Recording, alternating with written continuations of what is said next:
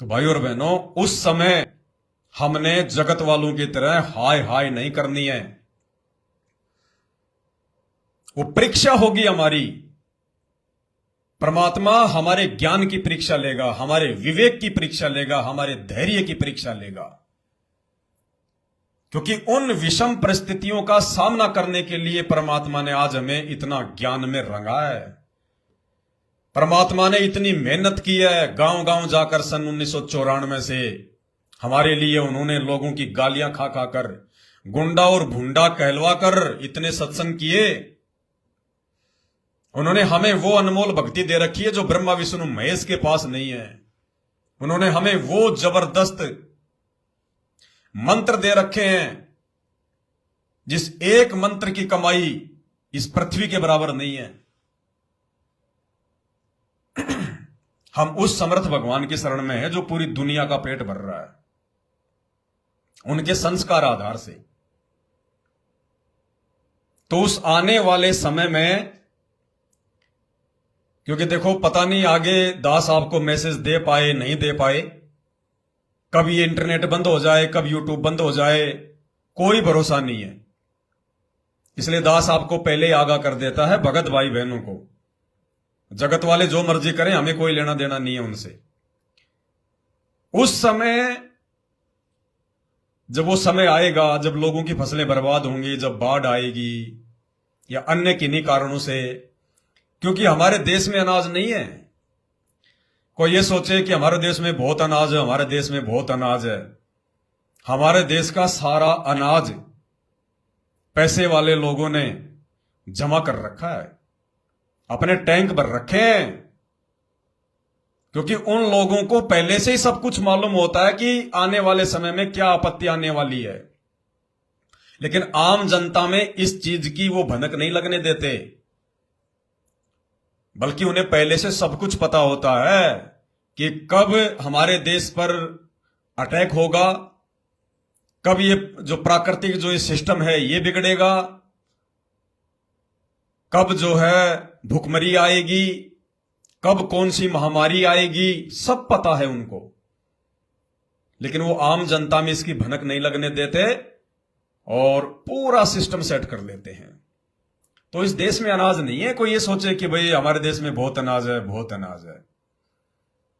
आपको एक छोटी सी बात बताता हूं, छोटी सी बात। इस देश में 7 दिन से ज्यादा का अनाज नहीं है, 7 दिन से ज्यादा का। और आपको समझाता हूं कैसे नहीं है। गांव को छोड़कर, और आजकल तो गांव में भी आपको पता है, पहले तो हमारे बाप दादा जो बुजुर्ग थे वो फालतू के शौक नहीं पाला करते थे। उनको मोटरसाइकिल लाने का शौक नहीं था, ना उस समय हुआ करती थी मोटरसाइकिल इतनी। उनको गाड़ियां लाने का शौक नहीं था, उनको दिखावा करने का शौक नहीं था, उनको फ्रिज का ठंडा पानी पीने का शौक नहीं था, उनको कूलर और एसी की हवा में सोने का शौक नहीं था। उनको 1-1 लाख के 50-50 हजार के बेड पे जो है बिस्तरों पे सोने का शौक नहीं था। उनको सोने चांदी के गहने पहनने का, गले में मोटी मोटी चैन और अंगूठी पहनने का शौक नहीं था। उनको फालतू में बियर बार में और डिस्को बार में, होटलों में जाके, रिसोर्ट में जाके, मनाली में जाके, कुल्लू में जाके, शिमला जाके उनको पैसा बर्बाद करने का शौक नहीं था। वो मांस नहीं खाया करते थे, वो शराब नहीं पिया करते थे, वो नशा नहीं किया करते थे। उनको कोई शौक नहीं था। इसलिए वो अपने अनाज को बेचा नहीं करते थे। अगर 20 क्विंटल अनाज हो गया तो वो अपने अनाज को अपने घर पे जमा रखते थे, बेचा नहीं करते थे। आज गांव में भी अनाज नहीं है। गांव में जैसे ही फसल तैयार होती है, बेटा पहले डिमांड कर देता कि पापा जी स्कॉर्पियो लेके आऊंगा, पापा जी मोटरसाइकिल लेके आऊंगा, पापा जी वो 1 लाख रुपए का मोबाइल लेके आऊंगा। या खुद उन्होंने इतने जो है पंगे पाल रखे हैं वर्तमान में, देखा देखी भौतिक सुख सुविधाओं के चक्कर में। अच्छा मकान होना चाहिए, अच्छे वाला कूलर होना चाहिए, बढ़िया वाला एसी होना चाहिए, बेड होना चाहिए, सारे वीआईपी साधन होने चाहिए। आज गांव में भी लोगों ने ऐसे ऐसे शौक पाल रखे हैं कि अनाज उनके घर में जमा हो ही नहीं पाता। जैसे ही अनाज निकला वो अपने खेत से ही लोगों को रफा दफा कर देते हैं और उस पैसे से फालतू की चीजें जमा कर लेते हैं, इकट्ठा कर लेते हैं। वो किस्त भरनी है, वो किस्त भरनी है। दुनिया भर के आदमियों ने लोन ले रखे हैं। तो भाई गांव में भी साल भर से ज्यादा का अनाज नहीं है, 6 महीने से ज्यादा का अनाज नहीं है। अब आपको मैं शहरों की स्थिति बताता हूं। हमारे देश में जितने भी शहर हैं और हमारे देश की 50% जो ये जनसंख्या ये शहरों में रहती है, 50% गांव में और 50% शहरों में। तो गांव वालों के पास तो 3 महीने या 6 महीने से ज्यादा का अनाज नहीं है। और शहर वाले क्या करते हैं? नौकरी पेशे वाले आदमी हैं। कोई एक मकान में रहता है, कोई 2 BHK में रहता है, कोई बेचारा 3 BHK में रहता है। छोटे छोटे कमरे, छोटे छोटे मकान, बड़ी बड़ी बिल्डिंगें। अब वो क्या करते हैं? किसी की फैमिली में 4 आदमी हैं तो किसी की फैमिली में 5 आदमी हैं, कोई 2 मियां बीवी हैं। सैलरी के ऊपर बेचारे वो डिपेंड हैं। तनख्वाह आ गई तो अपना सामान ले आए, या छोटा मोटा कोई अपना खुद का काम कर रहे हैं। तो भी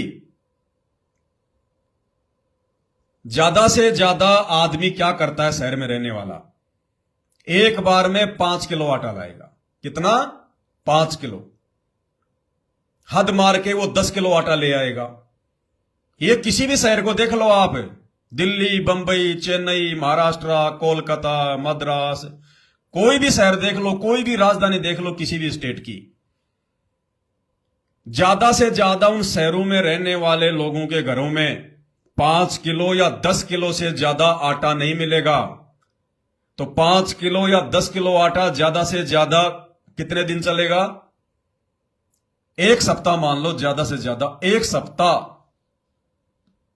और जब ये भुखमरी फैलेगी, ये अकाल की स्थिति पैदा होगी, तो आपको लगता है कि वो राशन की दुकान वाले आपको 20-20 किलो आटा देंगे, आपको 1-1 क्विंटल आपको आटा देंगे जब आप उनके पास में पैसे लेके जाएंगे? वो पागल नहीं है, वो भी इंसान है, उसको भी पता है।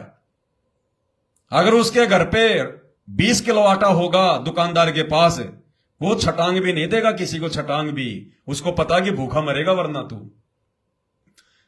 चाहे आप जी 5 गुना ज्यादा पैसा दे देना, 500 रुपए किलो बोल देना कि भैया 500 रुपए देता हूं, 1000 रुपए देता हूं, 1 किलो आटा दे दे, वो नहीं देगा। तो शहरों में तो भाई साहब 7 दिन के बाद में भुखमरी। शहरों में केवल इंसान के पास में 7 दिन से ज्यादा का राशन नहीं होता, 7 दिन से ज्यादा का, इससे ज्यादा का राशन शहरों में नहीं है। तो जिस दिन यह भुखमरी फैलेगी या अकाल पड़ेगा, 7 दिन से ज्यादा का लोगों के पास में राशन नहीं होगा। उस समय लोगों को नानी याद आएगी, उस समय लोगों को अपनी औकात का पता चलेगा। वो हाथ की 5 उंगलियों में जो 5 अंगूठी पहन के चलता है, महंगे महंगे नगीने जड़वा के, गले में 20 तोले की चैन पहन के चलता है, हाथ में चांदी का ब्रासलेट पहन के चलता है, उसके एटीएम में, उसके डेबिट कार्ड में, उसके क्रेडिट कार्ड में, उसके पर्स में लाखों रुपए हैं। वो भाई अगर 1 किलो आटे के लिए अगर अपनी सारी संपत्ति भी दे देगा ना किसी को कि ये अंगूठी भी ले, ये चैन भी ले, भाई 1 किलो आटा दे दे। क्योंकि भूख के आगे इंसान की औकात सामने आ जाती है। इंसान गर्मी सहन कर लेगा, इंसान सर्दी सहन कर लेगा, बरसात सहन कर लेगा, इंसान अपनी बेइज्जती सहन कर लेगा, इंसान मारपीट सहन कर लेगा, इंसान झूठे मुकदमे सहन कर लेगा, इंसान किसी की जो है गालियां सहन कर लेगा। लेकिन भाई ये पेट की भूख इंसान सहन नहीं कर सकता। तो भुखमरी तो आई पड़ी है भाई साहब। कोई लंबी चौड़ी कोई गणित है ही नहीं, लंबी चौड़ी गणित नहीं है। और तुम सोच रहे हो कि अनाज मंडियों में अनाज भरा पड़ा है, कुछ नहीं भरा पड़ा, सब सेटिंग है। तो उस समय भाई और बहनों जब ये नौबत पैदा होगी इस दुनिया में, इन दुनिया वालों के सामने, जिन्होंने आज इस भक्ति को मजाक बना दिया है, ड्रामा बना दिया है, मनोरंजन का साधन बना दिया है। कोई समझाना चाहता है तो समझने को तैयार नहीं। संत रामपाल जी भगवान की उनको सत्संग सुनने की सलाह देते हैं तो कहते हैं जेल में बैठा है, जेल में बैठा है, काहे का भगवान है, काहे का भगवान है। अब पता चलेगा वो जेल में कौन बैठा है। आने वाले समय में वो जेल में जो बैठा है उसके अलावा दूसरा कोई भगवान धरती पे दिखाई नहीं देगा। आज तुम लोग जिसके नाम से नफरत करते हो, उसका नाम लेने के लिए 5-5 किलोमीटर लंबी लाइन में खड़े रहोगे धूप में। उसका नाम लेने के लिए आज तुम जिसके नाम से नफरत करते हो। तो भाई और बहनों, उस समय हम भगत भाई बहनों ने, हम सत्सेवकों ने, साध संगति से जुड़े हुए भाई बहनों ने अपने धैर्य को खोना नहीं है। हमने किसी भी प्रकार का जो है वो संचन नहीं करना। अगर हमें यह पता चल गया कि साहब भुखमरी फैलने वाली है, क्योंकि बातें तो शुरू हो ही जाएंगी, हड़बड़ी तो मचेगी, तो आप और हम भगत भाई बहनों ने बाकी दुनिया वालों की तरह रिएक्ट नहीं करना कि कहीं से मिल जाए तो मैं भी 20 किलो आटा लेके अपने घर पे रख लूं, 50 किलो आटा लेके अपने घर पे रख लूं, तेल का पीपा ले आऊं, मिर्च मसाले ले आऊं। ये गलती बिल्कुल भी मत कर देना, बिल्कुल भी। जैसा आप सामान्य दिनों में बाजार से, दुकानों से सामान खरीद के लाते हो, उसी प्रकार से हमने सामान खरीदना है। अगर आपके घर में 2 दिन का आटा है और बाहर अगर ये बात फैल गई कि भैया भुखमरी फैल रही है, 10 दिन बाद में कुछ नहीं मिलेगा, लोग भागादौड़ी में लग गए कि कहीं से मिल जाए, आटा मिल जाए, तेल मिल जाए, सब्जी मिल जाए। लोग जोड़ जुगाड़ में लग गए, कुछ भी ले दे के जी जमा कर लो, जमा कर लो। अगर आप संत रामपाल जी के भगत हैं, सत्सेवक हैं, साध संगति से जुड़े हुए हैं, और हमारे घर में अगर एक समय का भी आटा बचा हुआ है, एक समय का भी, तो जिस प्रकार हम बाकी दिनों में 1 किलो आटा जब हमारे घर में बचा है उसके बाद हम आटा खरीदते हैं, तो उसी प्रकार से हमने आटा खरीदने के लिए जाना है, अगर मिल जाए तो। अगर हमने सामान्य दिनों के अलावा अगर हमने एक्स्ट्रा आटा उस विनाशकालिनी भुखमरी और अकाल को ध्यान में रखते हुए बाजार से खरीद कर अपने घर पे रख लिया, तो संत रामपाल जी बिल्कुल भी आपके मददगार नहीं होंगे, बिल्कुल भी। हमने ऐसे ही रहना है जैसे हम बाकी दिनों की तरह रह रहे हैं। बिल्कुल भी हमने जमा नहीं करना, संचय नहीं करना, बिल्कुल भी। अगर कोई आपके दरबार पे भी आ जाए कि भाई साहब ये 50 किलो आटा है ले लो, 1 किलो आटा है ले लो, भले ही वो फ्री में दे रहा है, 5-10 गुना तो छोड़िए, अगर वो फ्री में भी आपको अगर 1 क्विंटल आटा देने के लिए आ रहा है या 1 किलो आटा देने के लिए आ रहा है कि भाई रख लो, बहुत भयंकर स्थिति पैदा हो चुकी है। अगर संत रामपाल जी के खून हो, अगर संत रामपाल जी की आत्मा हो, उनके भगत हो, उस आटे को छूना भी नहीं है, हाथ भी नहीं लगाना उसको। ये सारी बातें परमात्मा ने सत्संगों में पहले क्लियर कर रखी हैं। अगर हम उनके सत्संग रूपी वचनों को फॉलो नहीं करेंगे, वो सत्संग उन्होंने मनोरंजन के लिए नहीं किए, हमारा टाइम पास करने के लिए नहीं किए। उस विकट समय में हम क्या रिएक्ट करेंगे, और यदि उस विकट समय में हम एक भगत बनकर रहेंगे, अपने गुरुदेव भगवान पर पूरा विश्वास करेंगे, और यदि हम मर्यादा में रह के भक्ति कर रहे होंगे, देखो जो मर्यादा तोड़ देगा या जिसकी मर्यादा टूटी हुई है, वो चाहे कितना रो लेना, कितना चीख लेना, कितना चिल्लाने लेना, कितना वो जमा कर लेना, उसकी तो दुर्गति होगी होगी। लेकिन यदि आप साध संगति से जुड़े हैं और पूर्णतया मर्यादा में हैं, गुरु को भगवान मानते हैं, आपके घर पर गुरुदेव भगवान को भोग लगता है, तो आपको परमात्मा उस विकट समय में किसी भी प्रकार की जरा सी भी आपत्ति नहीं आने देगा आपकी। दुनिया चाहे भूख से क्यों ना मर जाए, आप और हम आत्माओं पे परमात्मा आपत्ति नहीं आने देगा। हमारे विश्वास को बढ़ाने के लिए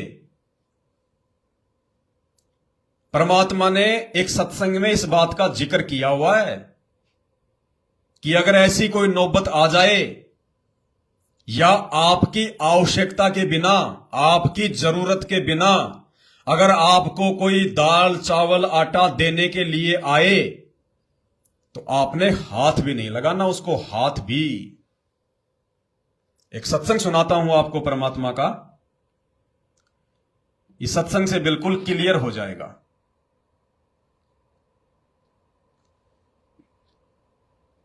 यह सत्संग ध्यान से सुनिए, छोटा सा है। इसमें परमात्मा ने एक साधु यानी एक भगत और एक सेठ की कहानी बताई है। एक सेठ को कहीं से पता चला, थोड़ा सा आपको मौखिक दास बता देता, फिर यह सत्संग आपको अच्छे समझ में आएगा। एक लालची सेठ था और उसके पास में इतनी संपत्ति थी, बहुत ज्यादा। उसने अपने मुनीम से कहा कि भाई मेरे पास में कितनी संपत्ति है, मेरी कितनी पीढ़ियां बैठी बैठी खा सकती है, मुझे बता। तो मुनीमों ने पूरा हिसाब किताब निकाल के बताया कि सेठ जी आपकी 5 पीढ़ियां तो बैठी बैठी खा सकती है, आपके पास इतना धन है। तो सेठ को चिंता होगी, बोले मेरी छठी पीढ़ी क्या खाएगी, मेरी छठी पीढ़ी क्या खाएगी, कोई उपाय बताओ, कोई उपाय बताओ। तो उन्होंने कहा कि साहब इसका उपाय तो कोई धार्मिक व्यक्ति बताएगा, कोई साधु संत बताएगा। तो सेठ जी का ऐसे किसी साधु संत से मेल हो गया। तो उसने कहा कि सेठ जी अगर धन चाहिए तो आपको दान करना पड़ेगा, दान करोगे तो आपको धन मिलेगा। चिड़ी चोंच भर ले गई और नदी न घट्यो नीर, और दान दिए धन घटे नहीं, यूं कह रहे साहिब कबीर। तो सेठ जी को उनकी बातों पे विश्वास हो गया और सेठ जी ने भंडारा बंटवाना शुरू कर दिया। दाल चावल चीनी सूखा सामान सेठ जी ने लोगों को बंटवाना शुरू कर दिया कि धर्म करूंगा तो मुझे धन मिलेगा। सेठ जी ने आदेश दे दिया कि जितने भी साधु संत महात्मा हैं सबको जा जाके ये सामान दो। तो नौकरों की ड्यूटी लग गई, नौकर जा जाके देने लग गए। तो सेठ जी ने कहा भाई सबको दे दिया, सबके पास पहुंच गया। बोला जी एक आदमी ऐसा है, एक संत है और ऐसे ऐसे वहां रहता है, उसने लेने से मना कर दिया, उसने लेने से मना कर दिया। बोले हम उसके पास में गए थे लेकिन उसने लेने से मना कर दिया। तो सेठ जी बोला चलो मेरे साथ में, मैं चलता हूं। ऐसा कौन आदमी आ गया जिसने फ्री का सामान ही लेने से मना कर दिया, और वो भी साधु संत होके। साधु संत तो कोई काम भी नहीं करते, वो तो लोगों के ऊपर या होते हैं, वो तो आश्रित है। तो सेठ जी गया तो वो साधु और उसकी वाइफ, वो दोनों पति पत्नी अपना झोपड़ी में रहते थे, भगवान का अपना भजन करते थे। तो सेठ जी ने जाकर कहा कि महाराज जी ये आटा ले लो, दाल ले लो, चावल ले लो, गेहूं ले लो। तो उस भगत ने अपनी धर्म पत्नी से कहा कि भगवान जरा देखना अपने घर में कितना क्या राशन है। भाई और बहनों विचार करना, ये कहानी, ये कथा, ये परमात्मा ने कोई टाइम पास के लिए नहीं सुनाई, ये आने वाले समय में हमारे काम आएगी। उस समय जब भूखमरी आएगी कि उस समय हमने क्या रिएक्ट करना है। वरना इस कथा को सुनाने का संत रामपाल जी का कोई मकसद नहीं है। हमने निष्कर्ष निकालना पड़ेगा उनके सत्संगों का। संत रामपाल जी अपने सत्संगों का निष्कर्ष निकाल के नहीं देंगे। उनकी जिम्मेदारी केवल धर्मशास्त्रों का निष्कर्ष निकाल कर देने की है। उनके खुद के सत्संगों का निष्कर्ष उनके ज्ञान आधार से, उनके आशीर्वाद से आप और हम भगत भाई बहनों ने निकालना पड़ेगा।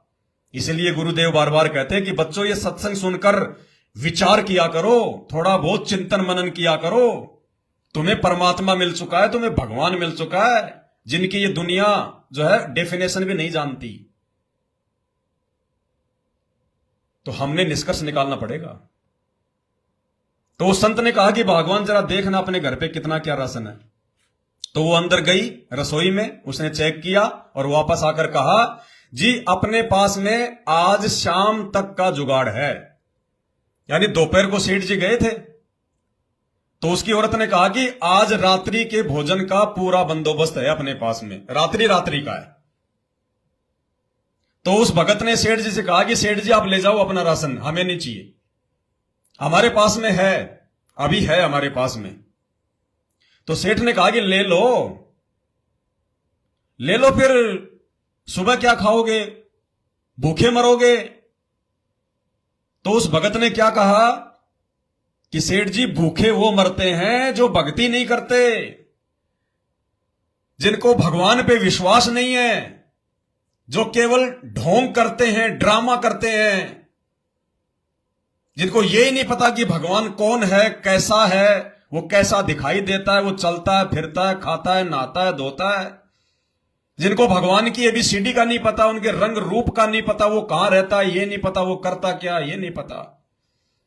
कोई कहता वो बेजून है, कोई कहता बेचून है, कोई कहता वो दिखाई नहीं देता, कोई कहता वो निराकार है, कोई कहता वो कण कण में है, लेकिन असल में किसी को नहीं पता, सब सट्टे मारते हैं। तो भगत ने कहा कि भूखे वो मरते हैं जो भक्ति नहीं करते, जो भगवान नहीं बसते। अब उस सेठ का तो स्क्रू हिल गया, दिमाग हिल गया। ये बात सुनकर सेठ ने सोचा मैं तो मेरी छठी पीढ़ी का ठेका लेके बैठा हूं, छठी पीढ़ी का, और इसको सुबह की भी चिंता नहीं है। सेठ हिल गया, पैरों में गिर गया, और फिर उस महात्मा ने उसको ज्ञान दिया, उसको उपदेश दिया। अब सुनिए संत सतगुरु रामपाल जी भगवान के मुख कमल से यह कथा, और यही कथा हमारे आने वाले समय में काम आएगी। इसी कथा के अनुसार हमने उन भयंकर विषम अकाल और भूखमरी वाली परिस्थितियों में आधार बनाना है, आधार। सुनिए। अब जैसे ये सोचते हैं अपने बच्चों के लिए ये बना दूं वो बना दूं। एक लाला जी था सेठ धनी, उसने अपने मुनीमों से एक दिन अपनी टोटल संपत्ति का, सारी संपत्ति का टोटल करवाया कि कितनी संपत्ति होगी। उन्होंने बताया जी इतनी होगी, मेरी कितनी पीढ़ी इससे निर्वाह कर सकती है। उन्होंने बताया कि जी आपकी 5 पीढ़ी तो बैठा खा सकती है, इतनी संपत्ति आपके पास, धन है। अरे भले आदमी, फिर छठी क्या खाएगी, वो छठी क्या खाएगी, और कुछ विधि बताओ। तो उन्होंने कहा जी साधु संत बताते हैं, उनके सत्संग सुनने चाहिए। तो सत्संग में बताया गया कि भाई दान करे, जो धन चाहे तो दान करे, और दान से धन घना मिलता है। और दान में जैसे साधु संत भक्तों को जो दान कराया था वो ज्यादा लाभ देता है। जैसे यहाँ तो सारे साधु संत आते हैं, भगत, असली भगत तो यहाँ आते। फिर भी जो भी जैसा मालिक के नाम पर कहीं के जंगलों में झोपड़ियों में बैठे थे साधु भक्त, तो पिछले संस्कारी होते, पिछले पुण्य उनको प्रेरित करते हैं, तो वो कहीं ना कहीं बैठ कर राम राम करते ही रहते हैं। लेकिन भविष्य का चार्जर उनके पास है नहीं, पिछले पुण्य उनके पास है, जिस कारण से प्रेरित होकर के इतना बड़ा फैसला लिया, जंगल में बैठे या कहीं भी कोई साधना कर रहे हैं। तो उनके पिछले पुण्य ही वहां फल रहे होते हैं। एक आधे को आशीर्वाद दे दे, उन्हें लाभ हो जाए, उसको रोटी मिल जाए, ऐसा चल रहा था इनका काम। तो एक साधु था और पति पत्नी थे, दोनों वहां रहते थे। उनको मालूम था यहाँ भगत है। तो उस लाला जी ने क्या किया, सेठ ने सभी मुंशियों को कहा कि नौकरों को साथ लो और आसपास जितने भी साधु संत हैं सबको आटा दे आओ, किसी को जो मांगे खांड दावल चाल सब ले जाओ और दे के आओ। अब देते हुए आ रहे थे, उस भगत के यहाँ आए। उन्होंने कहा कि ले भगत जी, हमारे लाला जी ने आपके लिए एक सीधा भेजा है, यानी आटा चावल खांड नमक आदि दाल आप ले लो। उसने अपनी पत्नी से कहा कि देखना कितना सामान अपने पास है। उसने कहा जी शाम का है, दिन में गई थी, शाम का हमारे पास है। शाम का है, कहा जी। उन्होंने कहा जी अभी हम नहीं लेते, हमारे पास शाम का समान है। तो उस कहने लगे रे भगत फिर कल भी खा लियो। बोला कल की कल देखी जाएगी, अब नहीं ले हम। बोले कमाल की बात है, उन्होंने नहीं लिया तो वापस लेकर आ गए वो। सेठ ने पूछा तुम देके क्यों नहीं आए? वो एक और वहां भी था, उसने गिन रखे थे, सारे गिनवा रखे थे। उन्होंने कहा जी उन्होंने ये नहीं लिया। क्यों नहीं लिया? उसने ये कहा कि शाम का तो है, सुबह का भगवान और देगा, आप देगा, हम टेंशन नहीं लिया करते। अब उस लाला जी का सकरो घूमा फिर दिमाग का, बड़ा तेरा गजब हुई हो, मैं तो छठी पीढ़ी का ठेका ले रहा हूं, सुबह की भी परमात्मा पे छोड़ दी। वहां से चलकर वहां आया, उसने पूछा कि भाई आप ऐसा निर्णय क्यों ले रहे हो, भूखे मरोगे? भूखे, वो कहने लगे भूखे मरा करें, वो तो भगवान पर विश्वास नहीं करते। और हमें भगवान आगे से आगे देता उसने, क्योंकि ज्ञान सुन रखा था। लाला जी को बैठा लिया, कहते मां के पेट में जब आप थे किसने चिंता थी तेरी? यह तो बात सही है। जब आप मां के गर्भ से बाहर आए, आपका दांत नहीं थे, आप रोटी चावल आटा नहीं खा सकते थे, और उससे पहले आपकी मां के स्तन में दूध भी नहीं था, अब नहीं था। बाहर आते ही बालक कितना चिंतित है, आपको अमृत दूध पिलाया। अरे तू ठेकेदार और छठी पीढ़ी का, तेरी बुद्धि भ्रष्ट होगी लाला जी। और गधे की योनि में जागा तू। तने बोला जी क्या करूं, मैं तो मेरे गया के करोगी, कोड इकट्ठा कर लिया तने, पाप का भागी तू होगा, खाएंगी तेरी पीढ़ी। वो अपनी किस्मत साथ लेकर आएंगी, तेरे भरोसे नहीं है। अब क्या करूं, मैं तो मेरे गया के बोला इसने बांट दे, धर्म कर दे, तेरी जान बचेगी। तब उस लाला जी ने वो भंडारा शुरू किया, धन भी नहीं बचेगा तेरा। तो कहने का भाव यह है पुण्यात्मा, हम तो बहुत लंबा चौड़ा हिसाब लाए बैठे, हर एक पल का भरोसा नहीं। देखो अंत में आपने इस स्थिति में आना पड़ेगा, और जिस स्पीड पर आप चले इसका कोई अंत नहीं। आज किसी के पास एक प्लाट है और थोड़ा सा जुगाड़ होते तो सोचे एक और लूं, और फिर और जुगाड़ हो जाते एक और लूं, वहां थोड़ा सा ठीक मिल रहा है, रेट ज्यादा होने वाले हैं, वहां भी दाव लग गया तो 30 चौथा और दूसरे शहर में ले लूं, इतने मृत्यु हो जाएगी, और फिर कुत्ता बनकर वहां घूमना करेगा, सैर सपट्टे करता।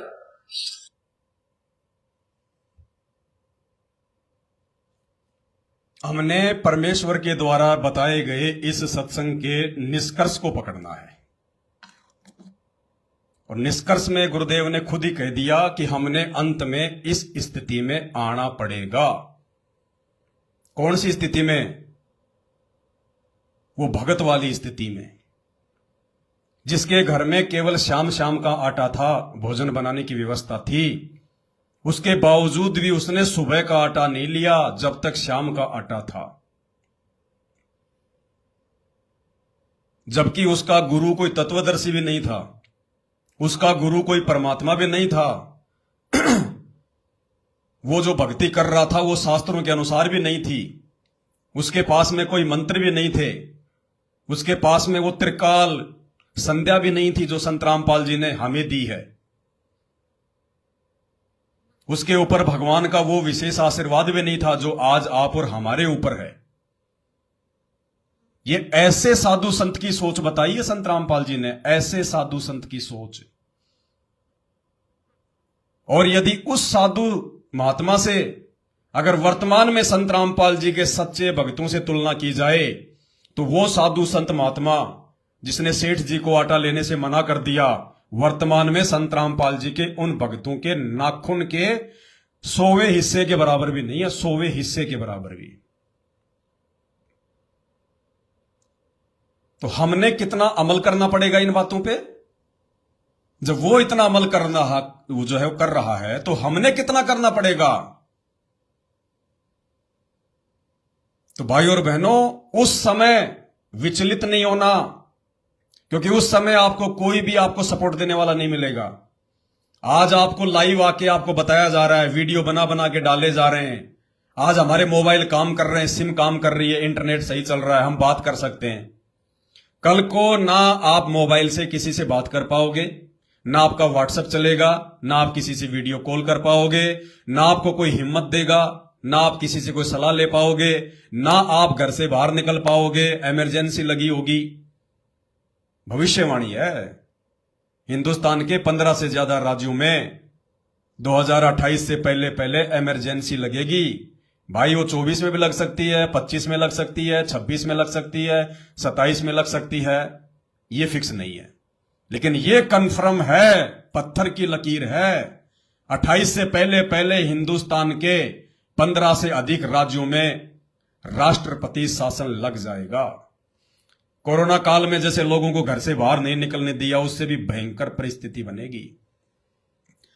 तो उस समय आपके सारे रास्ते बंद हो जाएंगे। उस समय में संत रामपाल जी के भक्तों को विचलित नहीं होना, डगमग नहीं होना, घबराना नहीं है। हां, वो भक्त जरूर जो है वो घबराएंगे, डरेंगे, भयभीत होंगे। जो आज सतलोक आश्रम मैनेजमेंट हरियाणा के पीछे लग के अपनी तमाम मर्यादाएं तोड़ चुके हैं, पाखंड पूजा में बढ़ावा दे रहे हैं, सहयोग कर रहे हैं, रक्तदान कर रहे हैं, देह दान कर रहे हैं, फिर उनका खून बेचा जाता है उन हॉस्पिटलों में, व्यापार हो रहा है उनके खून का, उनके अंगों का।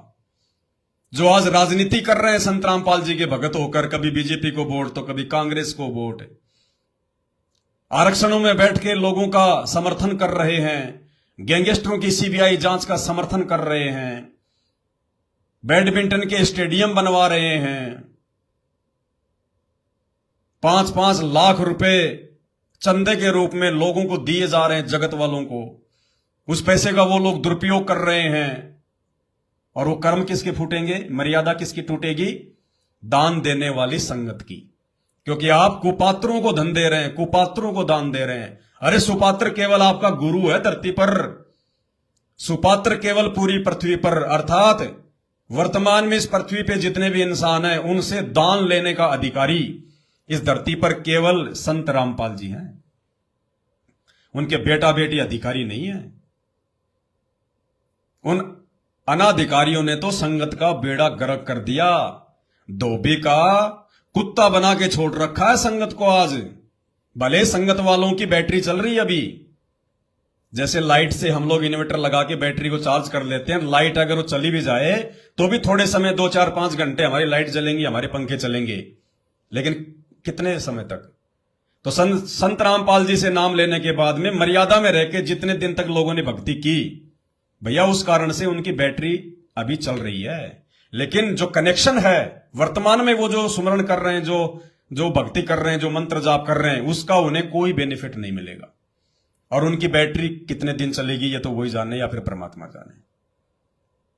तो उनके साथ में भी भुंडी बनेगी, भुंडी।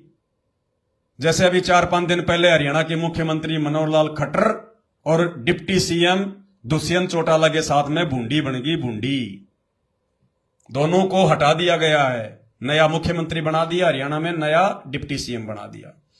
तो ऐसी बनेगी भुंडी संत रामपाल जी के उन भक्तों के साथ जो आज सतलोक आश्रमों में जाते हैं और अपनी तमाम मर्यादा तोड़ के अपने गुरु जी को जिन्होंने नाराज कर रखा है। तो भाइयों और बहनों, इस सत्संग को आधार बनाकर हमने परमेश्वर के प्रत्येक वचन को फॉलो करना है। ये परमात्मा चाहे कहीं भी बैठा रहे, ये चाहे जेल में बैठा रहे, चाहे सतलोक में बैठा रहे, ये कहीं भी रहे, हमारे साथ में परमात्मा शब्द रूप में रहेगा, शब्द रूप में। और शब्द को कहीं भी आने जाने के लिए, उसको प्रकट होने के लिए गाड़ी की जरूरत नहीं पड़ती, उसको टाइम नहीं लगता, वो चुटकी बजाते ही प्रकट हो जाता है, जब चाहे जहां। परमात्मा क्या कहते हैं? गोता मारूं स्वर्ग में और जा बैठूं पाताल। यानी वो परमात्मा कहते हैं अगर मैं स्वर्ग में गोता मारूं तो मैं पाताल लोक में जाके निकलूंगा। गोता मारूं स्वर्ग में और जा बैठूं पाताल, गरीब दास ढूंढता फिर वो अपने हीरे मोतीलाल। परमात्मा शब्द स्वरूपी है। संत रामपाल जी का हाड़ मांस का शरीर नहीं है। जब भगवान लीला करता है तो दिखाई तो आप और हमारे जैसा ही देगा। यही आंख, नाक, कान, हाथ, पैर, ऐसे खाना पीना, चलना बोलना। 650 साल पहले भी जब यही परमात्मा, जब ये कबीर नाम से आए थे तो धर्मदास भी धोखा खा गया था। परमात्मा कहते थे भाई मैं विदेह हूं, विदेह, तुम्हारी तरह मेरी देही नहीं है, मैं विदेही हूं। तो धर्मदास बोला भगवान क्यों मजाक करते हो, आप मेरे सामने खड़े, आप बातचीत कर रहे, आपके आंख नाक कान पैर, मेरे जैसा शरीर, चलते फिरते खाते पीते, और कहते हो मैं विदेह हूं। तो परमात्मा ने कहा बेटा यही तो खेल है। और रोज नित्य नियम पढ़ते हैं हम अपने गुरुजी के लिए। क्या पढ़ते हैं? वाणी संख्या 22 और 23। गरीब ऐसा सतगुरु हम मिल्या, तेज पुंज की लोय, लोय यानी शरीर, तेज पुंज यानी हाड़ मास से भिन्न, नूरी। गरीब ऐसा सतगुरु हम मिल्या, तेज पुंज की लोय, तन मन अर्पूं शीसकूं, और होनी होय सु होय। और दूसरी वाणी, गरीब ऐसा सतगुरु हम मिल्या, तेज पुंज के अंग, निर्मल नूर जहूर है।